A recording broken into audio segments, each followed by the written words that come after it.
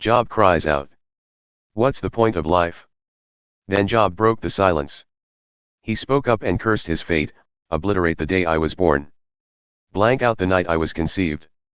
Let it be a black hole in space. May God above forget it ever happened. Erase it from the books. May the day of my birth be buried in deep darkness, shrouded by the fog, swallowed by the night. And the night of my conception, the devil take it? Rip the date off the calendar, delete it from the almanac. Oh, turn that night into pure nothingness, no sounds of pleasure from that night, ever. May those who are good at cursing curse that day. Unleash the sea beast, Leviathan, on it. May its morning stars turn to black cinders, waiting for a daylight that never comes, never once seeing the first light of dawn. And why? Because it released me from my mother's womb into a life with so much trouble. Why didn't I die at birth, my first breath out of the womb my last? Why were there arms to rock me, and breasts for me to drink from?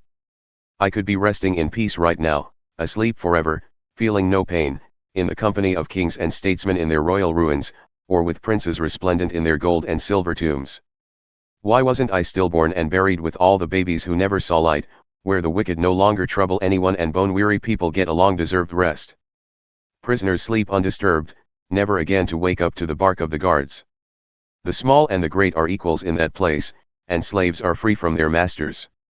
Why does God bother giving light to the miserable? Why bother keeping bitter people alive, those who want in the worst way to die, and can't, who can't imagine anything better than death, who count the day of their death and burial the happiest day of their life? What's the point of life when it doesn't make sense, when God blocks all the roads to meaning? Instead of bread I get groans for my supper, then leave the table and vomit my anguish.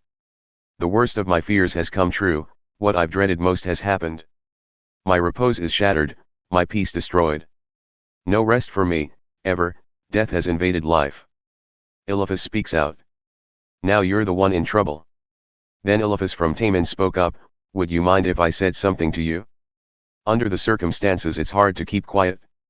You yourself have done this plenty of times, spoken words that clarify, encouraged those who were about to quit. Your words have put stumbling people on their feet, put fresh hope in people about to collapse. But now you're the one in trouble, you're hurting. You've been hit hard and you're reeling from the blow. But shouldn't your devout life give you confidence now? Shouldn't your exemplary life give you hope? Think. Has a truly innocent person ever ended up on the scrap heap? Do genuinely upright people ever lose out in the end? It's my observation that those who plow evil and sow trouble reap evil and trouble. One breath from God and they fall apart, one blast of his anger and there's nothing left of them. The mighty lion, king of the beasts, roars mightily, but when he's toothless he's useless, no teeth, no prey, and the cubs wander off to fend for themselves. A word came to me in secret, a mere whisper of a word, but I heard it clearly. It came in a scary dream one night, after I had fallen into a deep, deep sleep. Dread stared me in the face, and terror. I was scared to death, I shook from head to foot. A spirit glided right in front of me, the hair on my head stood on end. I couldn't tell what it was that appeared there, a blur. And then I heard a muffled voice, how can mere mortals be more righteous than God? How can humans be purer than their Creator? Why, God doesn't even trust his own servants, doesn't even cheer his angels, so how much less these bodies composed of mud, fragile as moths. These bodies of ours are here today and gone tomorrow, and no one even notices, gone without a trace. When the tent stakes are ripped up, the tent collapses, we die and are never the wiser for having lived.